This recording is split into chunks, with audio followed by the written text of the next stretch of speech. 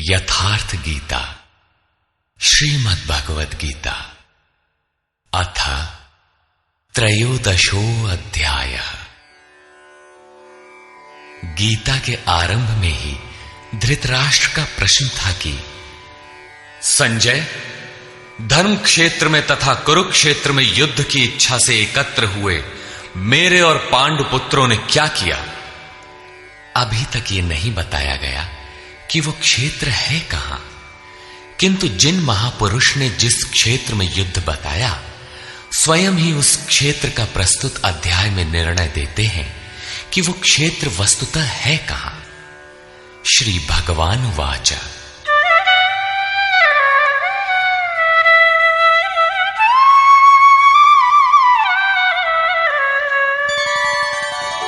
इदं शरीरं कौन्तेय क्षेत्रमित्यभिधीयते एतद्यो वेत्ति तं प्राहुः क्षेत्रज्ञ इति तद्विदः। कौन्तेय, ये शरीर ही एक क्षेत्र है और इसको जो भली प्रकार जानता है वो क्षेत्रज्ञ है। वो उसमें फंसा नहीं है बल्कि उसका संचालक है, ऐसा उस तत्व को विदित करने वाले महापुरुषों ने कहा है। शरीर तो एक ही है, उसमें धर्म क्षेत्र और कुरुक्षेत्र ये दो क्षेत्र कैसे? वस्तुतः इस एक ही शरीर के अंतराल में अंतःकरण की दो प्रवृत्तियां पुरातन हैं। एक तो परम धर्म परमात्मा में प्रवेश दिलाने वाली पुण्यमयी प्रवृत्ति दैवी संपत्ति है और दूसरी है आसुरी संपत्ति, दूषित दृष्टिकोण से जिसका गठन है, जो नश्वर संसार में विश्वास दिलाती है। जब आसुरी संपत्ति का बाहुल्य होता है तो यही शरीर कुरुक्षेत्र बन जाता है और इसी शरीर के अंतराल में जब दैवी संपत्ति का बाहुल्य होता है तो यही शरीर धर्म क्षेत्र कहलाता है। ये चढ़ाव उतार बराबर लगा रहता है, किंतु तत्वदर्शी महापुरुष के सान्निध्य से जब कोई अनन्य भक्ति द्वारा आराधना में प्रवृत्त होता है तो दोनों प्रवृत्तियों में निर्णायक युद्ध का सूत्रपात हो जाता है। क्रमशः दैवी संपत्ति का उत्थान और आसुरी संपत्ति का शमन हो जाता है। आसुरी संपत्ति के सर्वथा शमन के उपरांत परम के दिग्दर्शन की अवस्था आती है। दर्शन के साथ ही दैवी संपत्ति की आवश्यकता समाप्त हो जाती है, अतः वो भी परमात्मा में स्वतः विलय हो जाती है। भजने वाला पुरुष परमात्मा में प्रवेश पा जाता है। 11वें अध्याय में अर्जुन ने देखा कि कौरव पक्ष के अनंतर पांडव पक्ष के योद्धा भी योगेश्वर में विलीन होते जा रहे हैं। इस विलय के पश्चात पुरुष का जो स्वरूप है वही क्षेत्रज्ञ है। आगे देखें। क्षेत्रज्ञं चापि मां विद्धि सर्वक्षेत्रेषु भारत क्षेत्र क्षेत्रज्ञयोर्ज्ञानं यत्तज्ज्ञानं मतं मम। हे अर्जुन, तू सब क्षेत्रों में क्षेत्रज्ञ मुझे ही जान, अर्थात मैं भी क्षेत्रज्ञ हूं। जो इस क्षेत्र को जानता है वो क्षेत्रज्ञ है, ऐसा उसे साक्षात जानने वाले महापुरुष कहते हैं। और श्री कृष्ण कहते हैं कि मैं भी क्षेत्रज्ञ हूं, अर्थात श्री कृष्ण भी एक योगेश्वर ही थे। क्षेत्र और क्षेत्रज्ञ अर्थात विकार सहित प्रकृति और पुरुष को तत्व से जानना ही ज्ञान है, ऐसा मेरा मत है। अर्थात साक्षात्कार सहित इनकी जानकारी का नाम ज्ञान है, कोरी बहस का नाम ज्ञान नहीं है। तत्क्षेत्रं यच्च यादृक् च यद्विकारी यतश्च यत् स च यो यत्प्रभावश्च तत्समासेन मे शृणु। वो क्षेत्र जैसा है और जिन विकारों वाला है तथा जिस कारण से हुआ है, तथा वो क्षेत्रज्ञ भी जो है और जिस प्रभाव वाला है, वो सब मुझसे संक्षेप में सुन। अर्थात क्षेत्र विकार वाला है, किसी कारण से हुआ है, जबकि क्षेत्रज्ञ केवल प्रभाव वाला है। मैं ही कहता हूं, ऐसी बात नहीं है, ऋषि भी कहते हैं। ऋषिभिर्बहुधा गीतम् छन्दोभिर्विविधैः पृथक् ब्रह्मसूत्रपदैश्चैव हेतुमद्भिर्विनिश्चितैः। ये क्षेत्र और क्षेत्रज्ञ का तत्व ऋषियों द्वारा बहुत प्रकार से गायन किया गया है तथा नाना प्रकार से वेदों की मंत्रणा द्वारा विभाजित करके भी कहा गया है तथा विशेष रूप से निश्चित किए हुए युक्ति युक्त ब्रह्म सूत्र के वाक्यों द्वारा भी वही कहा गया है। अर्थात वेदांत, महर्षि, ब्रह्म सूत्र और हम एक ही बात कहने जा रहे हैं। श्री कृष्ण वही कहते हैं जो इन सब ने कहा है। क्या शरीर अर्थात क्षेत्र इतना ही है जितना दिखाई देता है? इस पर कहते हैं,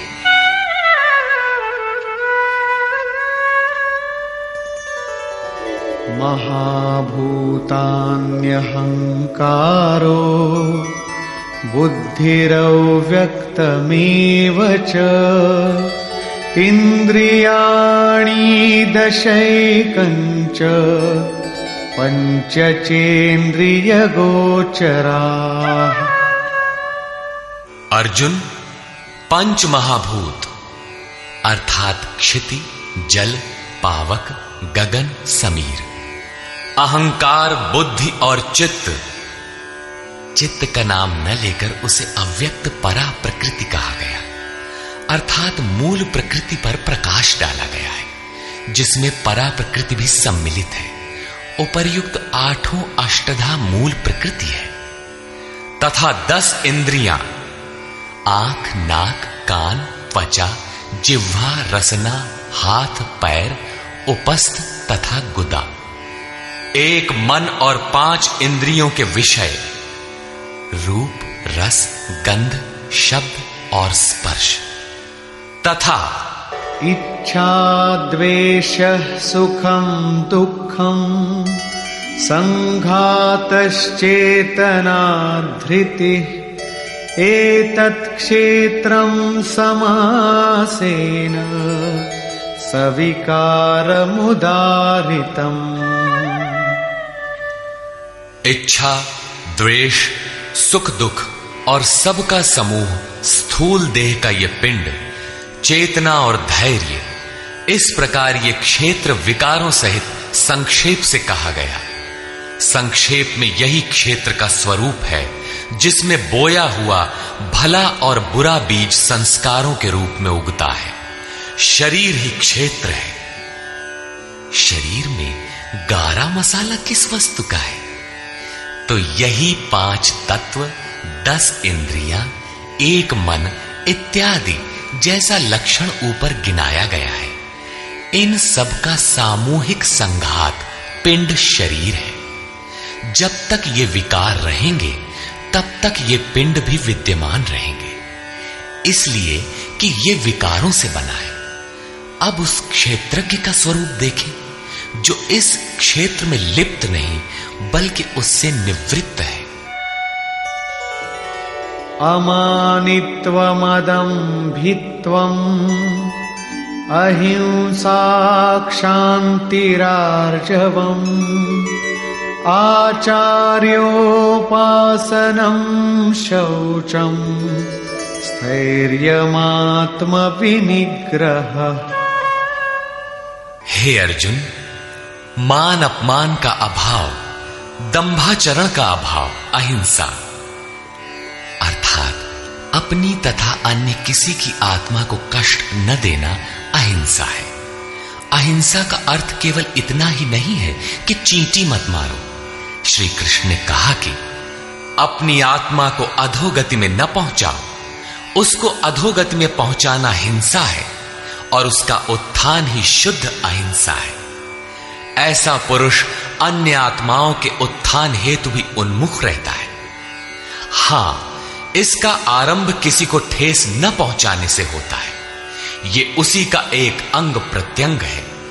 अतः अहिंसा, क्षमा भाव, मन वाणी की सरलता, आचार्योपासना अर्थात श्रद्धा भक्ति सहित सद्गुरु की सेवा और उनकी उपासना, पवित्रता, अंतःकरण की स्थिरता, मन और इंद्रियों सहित शरीर का निग्रह और इंद्रियार्थेषु वैराग्यम अनहंकार एव च जन्म मृत्यु जरा व्याधि दुख दोषानुदर्शनम। इस लोक और परलोक के देखे सुने भोगों में आसक्ति का अभाव, अहम का अभाव, जन्म मृत्यु, वृद्धावस्था, रोग और भोगादि में दुख दोष का बारंबार चिंतन, असक्तिरनभिष्वंगः पुत्रदार गृहादिषु नित्यं च समचित्तत्वम् इष्टानिष्टोपपत्तिषु।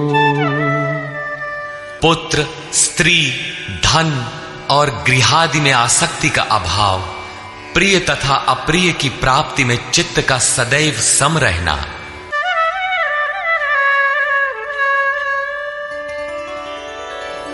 मयि चानन्ययोगेन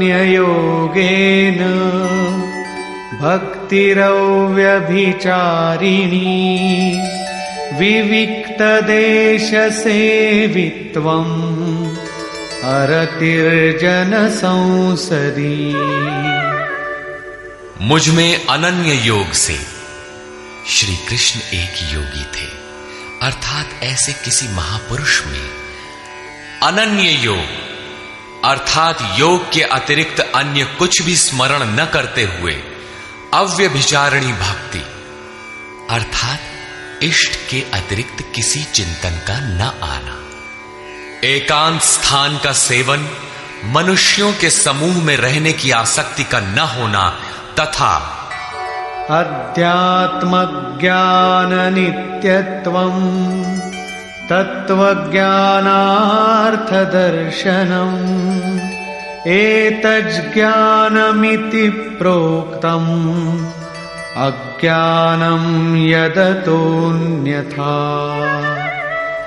आत्मा के आधिपत्य वाले ज्ञान में एक रस स्थिति और तत्व ज्ञान के अर्थ स्वरूप परमात्मा का साक्षात्कार, ये सब तो ज्ञान है और इससे जो विपरीत है वो सब अज्ञान है। ऐसा कहा गया है।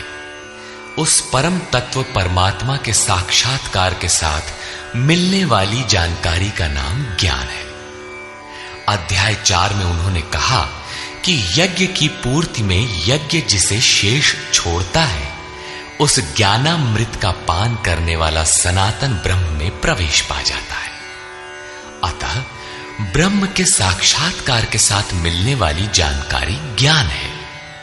यहां भी वही कहते हैं कि तत्व स्वरूप परमात्मा के साक्षात्कार का नाम ज्ञान है। इसके विपरीत सब अज्ञान है। अमानित्व इत्यादि उपर्युक्त लक्षण इस ज्ञान के पूरक हैं। ये प्रश्न पूरा हुआ। ज्ञेयं यत्तत् प्रवक्ष्यामि यज्ञात्वामृतमश्नुते अनादिमत्परं ब्रह्म न सत्तन्नासदुच्यते। अर्जुन, जो जानने योग्य है तथा जिसे जानकर मरण धर्मा मनुष्य अमृत तत्व को प्राप्त होता है उसे अच्छी प्रकार कहूंगा। वो आदि रहित परम ब्रह्म न सत कहा जाता है और न असत ही कहा जाता है, क्योंकि जब तक वो अलग है तब तक वो सत है और जब मनुष्य उसमें समाहित हो गया तो कौन किससे कहे। एक ही रह जाता है, दूसरे का भान नहीं। ऐसी स्थिति से वो ब्रह्म न सत है न असत है, बल्कि जो स्वयं सहज है वही है। सर्वतः पाणिपादं तत् सर्वतोक्षिशिरोमुखम् सर्वतः श्रुतिमल्लोके सर्वमावृत्य तिष्ठति। वो ब्रह्म सब ओर से हाथ पैर वाला, सब ओर से नेत्र सिर और मुख वाला तथा सब ओर से श्रोत्र वाला है, सुनने वाला है, क्योंकि वो संसार में सबको व्याप्त करके स्थित है।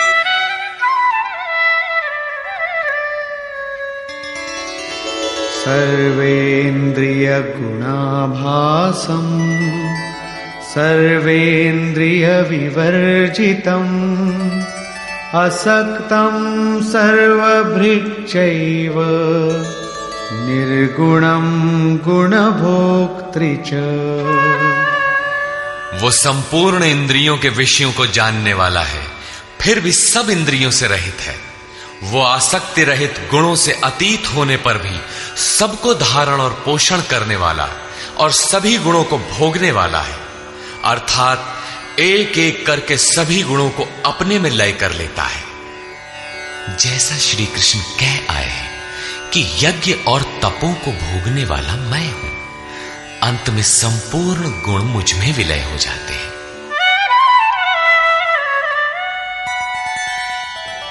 बहिरन्तश्च भूतानां अचरं चरमेव च सूक्ष्मत्वात् तदविज्ञेयं दूरस्थं चान्तिके च तत्। वो ब्रह्म सभी जीवधारियों के बाहर भीतर परिपूर्ण है। चर और अचर रूप भी वही है। सूक्ष्म होने से वो दिखाई नहीं पड़ता, अविज्ञेय है, मन इंद्रियों से परे है तथा अति समीप और दूर भी वही है। अविभक्तं च भूतेषु विभक्तमिव च स्थितं भूतभर्तृ च तज्ज्ञेयं ग्रसिष्णु प्रभविष्णु च। अविभाज्य होकर भी वो संपूर्ण चराचर भूतों में अलग अलग के सदृश प्रतीत होता है। वो जानने योग्य परमात्मा समस्त भूतों को उत्पन्न करने वाला, भरण और पोषण करने वाला और अंत में संहार करने वाला है। यहां बाह्य और आंतरिक दोनों भावों की ओर संकेत किया गया है। जैसे बाहर जन्म और भीतर जागृति, बाहर पालन और भीतर योग क्षेम का निर्वाह, बाहर शरीर का परिवर्तन और भीतर सर्वस्व का विलय, अर्थात भूतों की उत्पत्ति के कारणों का लय और उस लय के साथ ही अपने स्वरूप को प्राप्त हो जाता है। ये सब उसी ब्रह्म के लक्षण है। ज्योतिषामपि तज्ज्योतिः तमसः परमुच्यते ज्ञानं ज्ञेयं ज्ञानगम्यं हृदि सर्वस्य विष्ठितम्। वो ज्ञेय ब्रह्म ज्योतियों का भी ज्योति है, तम से अति परे कहा जाता है। वो पूर्ण ज्ञान स्वरूप है, पूर्ण ज्ञाता है, जानने योग्य है और ज्ञान द्वारा ही प्राप्त होने वाला है। साक्षात्कार के साथ मिलने वाली जानकारी का नाम ज्ञान है। ऐसी जानकारी द्वारा ही उस ब्रह्म का प्राप्त होना संभव है। वो सबके हृदय में स्थित है, उसका निवास स्थान हृदय है, अन्यत्र ढूंढने पर वो नहीं मिलेगा। अतः हृदय में ध्यान तथा योगाचरण द्वारा ही उस ब्रह्म की प्राप्ति का विधान है। इति क्षेत्रं तथा ज्ञानं ज्ञेयं चोक्तं समासतः मद्भक्त एतद्विज्ञाय मद्भावायोपपद्यते। हे अर्जुन, बस इतना ही क्षेत्र ज्ञान तथा जानने योग्य परमात्मा का स्वरूप संक्षेप में कहा गया है। इसे जानकर मेरा भक्त मेरे साक्षात स्वरूप को प्राप्त होता है। अभी तक योगेश्वर श्री कृष्ण ने जिसे क्षेत्र कहा था उसी को प्रकृति, और जिसे क्षेत्रज्ञ कहा था उसी को अब पुरुष शब्द से इंगित करते हैं।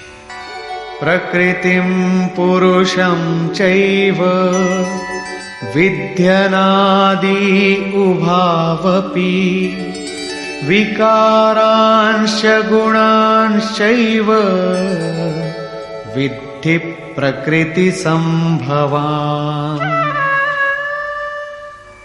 ये प्रकृति और पुरुष दोनों ही अनादि जान, ऐसा संपूर्ण विकार तथा त्रिगुण प्रकृति से ही उत्पन्न हुए जान। कार्यकरण कर्तृत्वे हेतुः प्रकृतिरुच्यते पुरुषः सुख दुःखानां भोक्तृत्वे हेतुरुच्यते। कार्य और करण अर्थात जिसके द्वारा कार्य किए जाते हैं, विवेक वैराग्य इत्यादि, तथा अशुभ कार्य होने में काम क्रोध इत्यादि कारण है। उनको उत्पन्न करने में हेतु प्रकृति कही जाती है, और ये पुरुष सुख दुखों को भोगने में कारण कहा जाता है। प्रश्न उठता है कि क्या वो भोगता ही रहेगा या इससे कभी छुटकारा भी मिलेगा? जब प्रकृति पुरुष दोनों ही अनादि हैं, तब कोई उनसे छूटेगा कैसे? इस पर कहते हैं, पुरुषः प्रकृतिस्थो हि भुङ्क्ते प्रकृतिजान् गुणान् कारणं गुणसङ्गोऽस्य सदसद्यो निजन्मसु। प्रकृति के बीच में खड़ा होने वाला पुरुष ही प्रकृति से उत्पन्न हुए गुणों के कार्य रूप पदार्थों को भोगता है, और इन गुणों का संग ही इस जीवात्मा के अच्छी तथा बुरी योनियों में जन्म लेने का कारण है। ये कारण अर्थात प्रकृति के गुणों का संग समाप्त होने पर ही जन्म मृत्यु से मुक्ति मिलती है। अब उस पुरुष पर प्रकाश डालते हैं कि वो किस प्रकार प्रकृति में खड़ा है। उपद्रष्टानुमन्ता च भर्ता भोक्ता महेश्वरः परमात्मेति चाप्युक्तो देहेऽस्मिन् पुरुषः परः। वो पुरुष उपद्रष्टा, हृदय देश में बहुत ही समीप, हाथ पांव मन जितना आपके समीप है उससे भी अधिक समीप दृष्टा के रूप में स्थित है। उसके प्रकाश में आप भला करें बुरा करें उसे कोई प्रयोजन नहीं है। वो साक्षी के रूप में खड़ा है। साधना का सही क्रम पकड़ में आने पर पथिक कुछ ऊपर उठा, उसकी ओर बढ़ा तो दृष्टा पुरुष का क्रम बदल जाता है। वो अनुमंता अनुमति प्रदान करने लगता है, अनुभव देने लगता है। साधना द्वारा और समीप पहुंचने पर वही पुरुष भर्ता बनकर भरण पोषण करने लगता है, जिसमें आपके योगक्षेम की भी व्यवस्था कर देता है। साधना और सूक्ष्म होने पर वही भोक्ता हो जाता है। भोक्तारम यज्ञ तपसाम, यज्ञ तप जो कुछ भी बन पड़ता है सबको वो पुरुष ग्रहण करता है, और जब ग्रहण कर लेता है उसके बाद वाली अवस्था में महेश्वर महान ईश्वर के रूप में परिणत हो जाता है। वो प्रकृति का स्वामी बन जाता है, किंतु अभी कहीं प्रकृति जीवित है तभी उसका मालिक है। इससे भी उन्नत अवस्था में वही पुरुष परमात्मेति चाप्युक्तो, जब परम से संयुक्त हो जाता है तब परमात्मा कहलाता है। इस प्रकार शरीर में रहते हुए भी ये पुरुष अर्थात आत्मा परह ही है, सर्वथा इस प्रकृति से परे ही है। अंतर इतना ही है कि आरंभ में ये दृष्टा के रूप में था, क्रमशः उत्थान होते होते परम का स्पर्श कर परमात्मा के रूप में परिणत हो जाता है। य एवं वेत्ति पुरुषं प्रकृतिं च गुणैः सह सर्वथा वर्तमानोऽपि न स भूयोऽभिजायते। इस प्रकार पुरुष को और गुणों के सहित प्रकृति को जो मनुष्य साक्षात्कार के साथ विदित कर लेता है, वो सब प्रकार से बरतता हुआ भी फिर नहीं जन्मता, अर्थात उसका पुनर्जन्म नहीं होता। यही मुक्ति है। अभी तक योगेश्वर श्री कृष्ण ने ब्रह्म और प्रकृति की प्रत्यक्ष जानकारी के साथ मिलने वाली परम गति अर्थात उसका पुनर्जन्म से निवृत्ति पर प्रकाश डाला, और अब वे उस योग पर बल देते हैं जिसकी प्रक्रिया है आराधना, क्योंकि इस कर्म को कार्य रूप दिए बिना कोई पाता नहीं।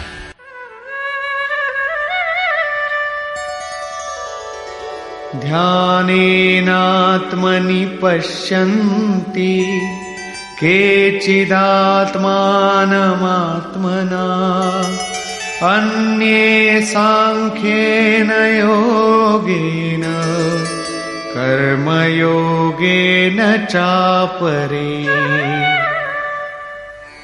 हे अर्जुन, उस आत्मानम परमात्मा को कितने ही मनुष्य तो आत्मना अपने अंतर चिंतन से ध्यान के द्वारा आत्मनि हृदय देश में देखते हैं, कितने ही सांख्य योग के द्वारा अर्थात अपनी शक्ति को समझते हुए उसी कर्म में प्रवृत्त होते हैं, और अन्य बहुत से उसे निष्काम कर्म योग द्वारा देखते हैं, समर्पण के साथ उसी नियत कर्म में प्रवृत्त होते हैं। प्रस्तुत श्लोक में मुख्य साधन है ध्यान। उस ध्यान में प्रवृत्त होने के लिए सांख्य योग और निष्काम कर्म योग दो धाराएं हैं। अन्ये त्वेवमजानन्तः श्रुत्वान्येभ्य उपासते तेऽपि चातितरन्त्येव मृत्युं श्रुतिपरायणा।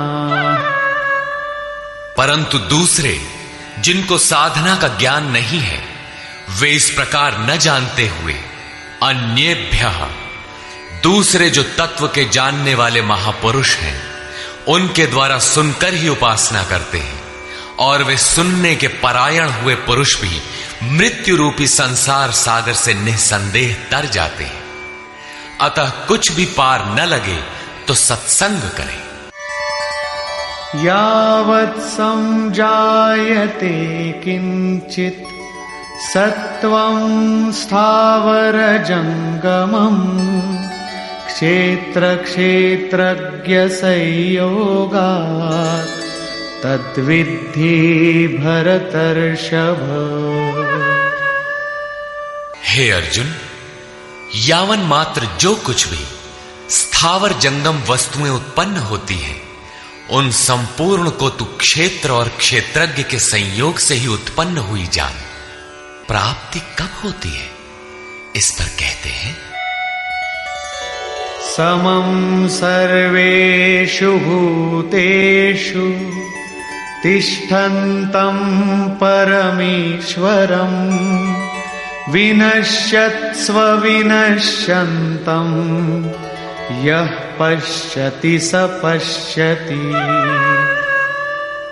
जो पुरुष विशेष रूप से नष्ट होते हुए चराचर सभी भूतों में नाश रहित परमेश्वर को संभाव से स्थित देखता है, वही यथार्थ देखता है, अर्थात उस प्रकृति के विशेष रूप से नष्ट होने पर ही वो परमात्म स्वरूप है, इससे पहले नहीं। इसी पर पीछे अध्याय 8 में भी कहा था, भूत भावोद्भव करो विसर्गः कर्म संज्ञितः। भूतों के वे भाव जो भले अथवा बुरे कुछ भी संस्कार संरचना करते हैं, उनका मिट जाना ही कर्मों की पराकाष्ठा है। उस समय कर्म पूर्ण है। वही यहां भी कहते हैं कि जो चराचर भूतों को नष्ट होते हुए और परमेश्वर को समभाव से स्थित देखता है, वही सही देखता है।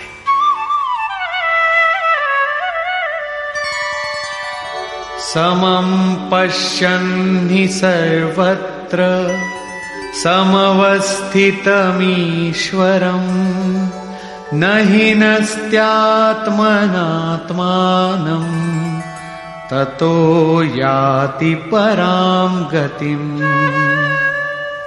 क्योंकि वो पुरुष सर्वत्र समभाव से स्थित परमेश्वर को समान अर्थात जैसा है वैसा ही समान देखता हुआ अपने द्वारा स्वयं को नष्ट नहीं करता, क्योंकि जैसा था वैसा उसने देखा, इसलिए वो परम गति को प्राप्त होता है। प्राप्ति वाले पुरुष के लक्षण बताते हैं।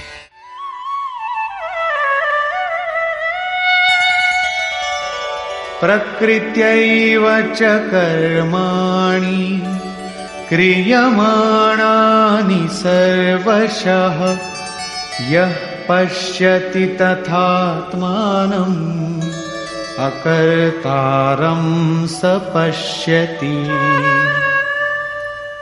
जो पुरुष संपूर्ण कर्मों को सब प्रकार से प्रकृति द्वारा ही किया जाता देखता है, अर्थात जब तक प्रकृति है तभी तक कर्मों का होना देखता है तथा आत्मा को अकर्ता देखता है, वही यथार्थ देखता है।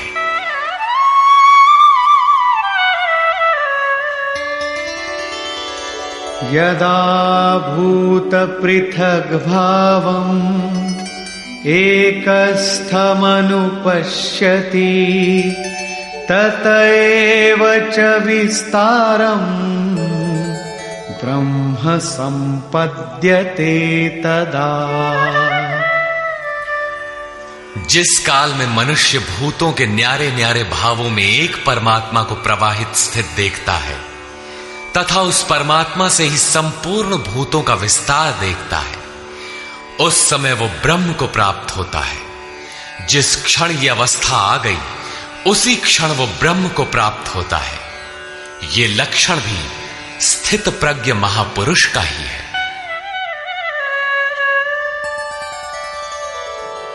अनादित्वान् निर्गुणत्वात् परमात्मायमव्ययः शरीरस्थोऽपि कौन्तेय न करोति न लिप्यते।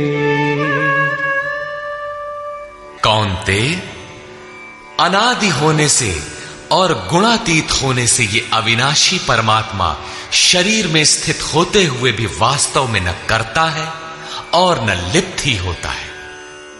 किस प्रकार?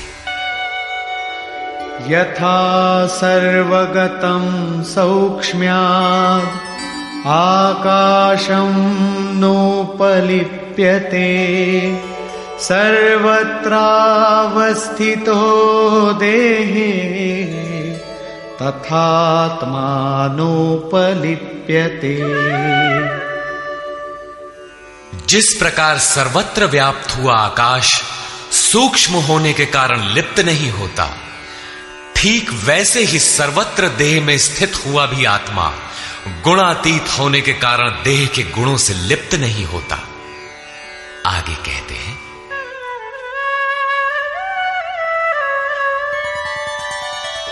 यथा प्रकाशयत्येकः कृत्स्नं लोकमिमं रविः क्षेत्रं क्षेत्री तथा कृत्स्नं प्रकाशयति भारत। अर्जुन, जिस प्रकार एक ही सूर्य संपूर्ण ब्रह्मांड को प्रकाशित करता है, उसी प्रकार एक ही आत्मा संपूर्ण क्षेत्र को प्रकाशित करता है। अंत में निर्णय देते हैं, क्षेत्र क्षेत्रज्ञयोरेवम् अंतरं ज्ञान चक्षुषा भूत प्रकृति मोक्षं च ये विदुर्यान्ति ते परम्। इस प्रकार क्षेत्र और क्षेत्रज्ञ के भेद को तथा विकार सहित प्रकृति से छूटने के उपाय को जो ज्ञान रूपी नेत्र द्वारा देख लेते हैं, वे महात्मा जन पर ब्रह्म परमात्मा को प्राप्त होते हैं। अर्थात क्षेत्र क्षेत्रज्ञ को देखने की आंख ज्ञान है और ज्ञान साक्षात्कार का ही पर्याय है। निष्कर्ष, गीता के आरंभ में धर्म क्षेत्र कुरुक्षेत्र का नाम तो लिया गया, किंतु वह क्षेत्र वस्तुतः है कहां? वह स्थल बताना शेष था, जिसे स्वयं शास्त्रकार ने प्रस्तुत अध्याय में स्पष्ट किया। कौन्तेय, यह शरीर ही एक क्षेत्र है। जो इसको जानता है वह क्षेत्रज्ञ है। वह इसमें फंसा नहीं बल्कि निर्लेप है, इसका संचालक है। अर्जुन, संपूर्ण क्षेत्रों में मैं भी क्षेत्रज्ञ हूं। अन्य महापुरुषों से अपनी तुलना की। इससे स्पष्ट है कि श्री कृष्ण भी एक योगी थे, क्योंकि जो जानता है वह क्षेत्रज्ञ है, ऐसा महापुरुषों ने कहा है। मैं भी क्षेत्रज्ञ हूं, अर्थात अन्य महापुरुषों की तरह मैं भी हूं। उन्होंने क्षेत्र जैसा है जिन विकारों वाला है तथा क्षेत्रज्ञ जिन प्रभावों वाला है उस पर प्रकाश डाला। मैं ही कहता हूं ऐसी बात नहीं है, महर्षियों ने भी यही कहा है। वेद के छंदों में भी उसी को विभाजित करके दर्शाया गया है। ब्रह्म सूत्र में भी वही मिलता है। शरीर अर्थात जो क्षेत्र है, क्या इतना ही है जितना दिखाई देता है? इसके होने के पीछे जिनका बहुत बड़ा हाथ है, उन्हें गिनाते हुए बताया कि अष्टधा मूल प्रकृति, अव्यक्त प्रकृति, 10 इंद्रियां और मन, इंद्रियों के 5 विषय, आशा, तृष्णा और वासना।